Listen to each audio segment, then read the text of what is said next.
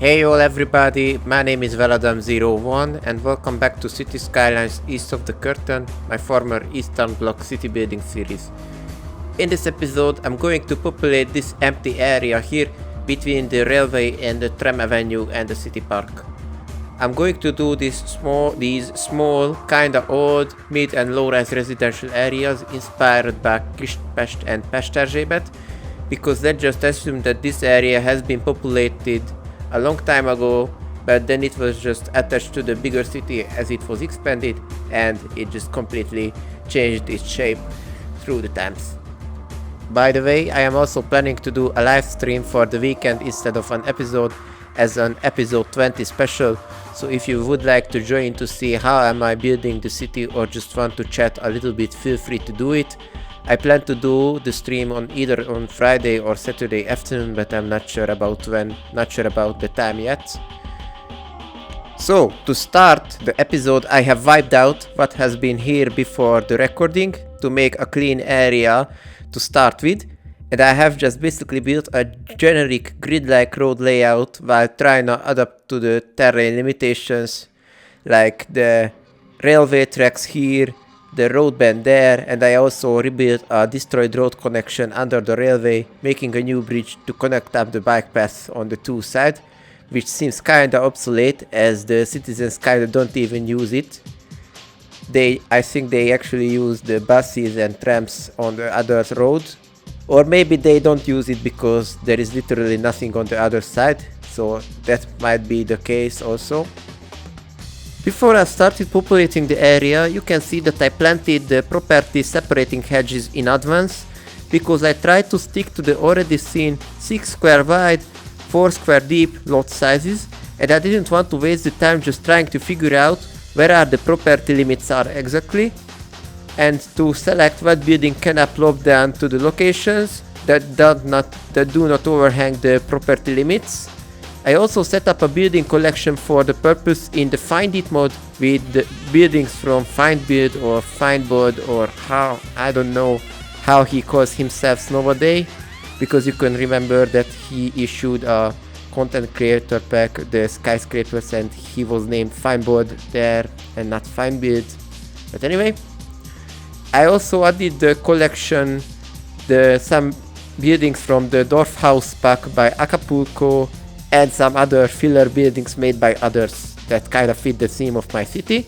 Then I just search for the tag in Find It, this European Midrise tag in Find It, and I always just hit the select random button to plop down the next building and repeat it until I filled this entire area up. You can also see that I always left one tile empty in all lot. That is because I wanted to make it to the access to the backyards for cars or people or any other thing that want to go to the backyard, but you will see in the detailing that it turned out to be quite unnecessary.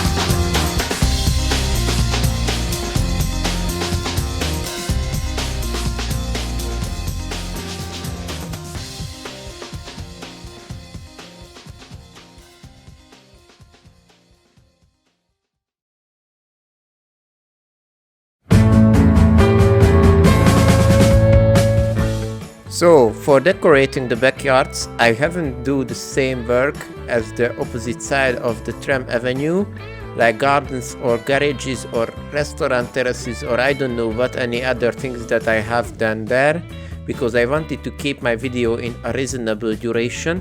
And I think that when I was doing this section I was already around 1 hour length, because plopping down all these buildings just took a lot of times. And by the way, the original video was about 1 hour 40 minutes or 1 hour 50 minutes long. So what I just did instead, I have just finished the prepared hedges and planted trees in the backyards, trying to not use just only one tree asset, but to mix together what I think 3 or 6 tree assets, and trying to cover all the area with the least amount of unnecessary repeats, and trying to blend all trees into the scene, like matching the height and size with the buildings and the available space around them. Because imagine what would it look like to have a big ass tree in the garden behind a small low-rise house, and try not using bigger trees to cover up empty areas that were too big, because I tried to use the least amount of trees to not burn the tree count limit, because there is actually a tree count limit in the game that the extended managers mode that I have allows to adjust, but it is still easy to reach that limit even with the extended managers mode.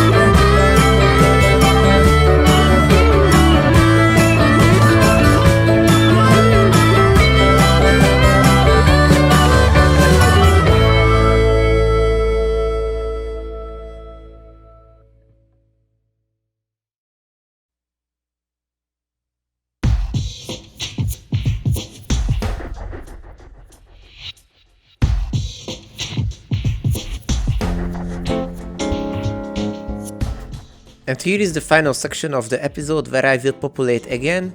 At first, I built these bigger density blocks. You will immediately see that for this area closer to the train station, I use kinda different style buildings, these block houses that feels like a planned residential area. Maybe because they were built at a different time than the other low rises or mid rises in the first section of the video. Or maybe the constructors even took down some old blocks that were in so bad shape that they were inhabitable to give space of some kind of a new development. I used 4 or 5 different assets to make these new residence blocks here. One was the block A and block B, these generic European mid-rise suburban residential area blocks. I don't know who made them for now, but they are really old assets on the workshop, and if you type block A and block B, you will find them on the workshop. And some buildings made by Hades Moon, one from Prague and the other building from somewhere Germany. And I also used the Swiss housing block assets from I don't know who again. And one asset from the Altneubau block asset pack by Meistermonis, this kinda 50s style house from East Germany converted into a Rico building, because originally it had no residential settings, no households, so I had to convert it to a Rico asset.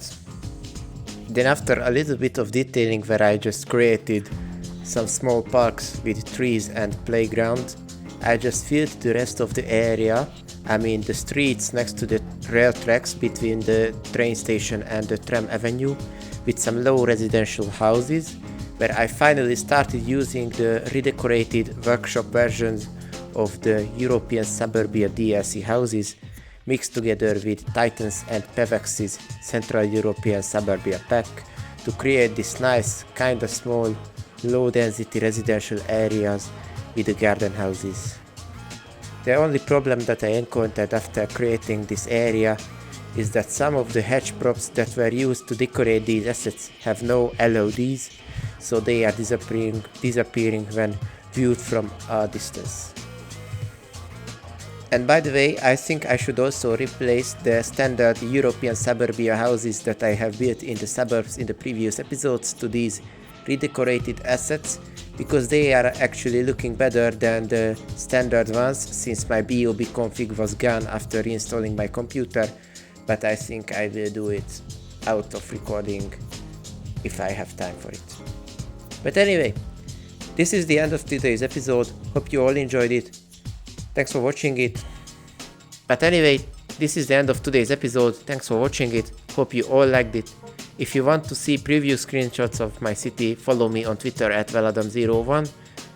Hope I will see you at the episode 20 special livestream at the weekend. See you later. Goodbye.